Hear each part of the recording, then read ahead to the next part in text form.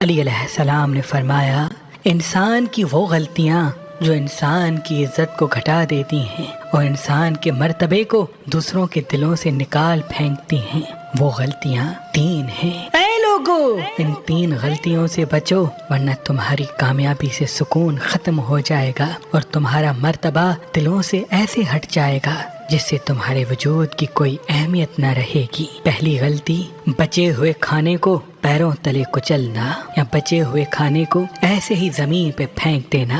اے لوگو، جب بھی تم کھانا کھاؤ اور اگر کھانا تھوڑا بہت بچ جائے تو اس کو کسی ایسی جگہ پہ رکھ دو جہاں دوسری مخلوقات اس کو کھا سکیں، یا کھانا اتنا لیا کرو جتنا تم مکمل کھا سکو، کیونکہ اس سے غذا کی بد دعا انسان کے نصیب کو تباہ کر دیتی ہے۔ دوسرا عمل، ہاتھ دھونے کے بعد اپنے کپڑوں سے صاف کرنا۔ یہ ایک ایسا عمل ہے جس سے پریشانیوں کے راستے انسان کی طرف کھلتے ہیں اور یوں انسان اپنا مرتبہ دن بدن گھٹاتا رہتا ہے۔ اور تیسرا عمل، دوسروں کی بات کو سنے بغیر جواب دینا۔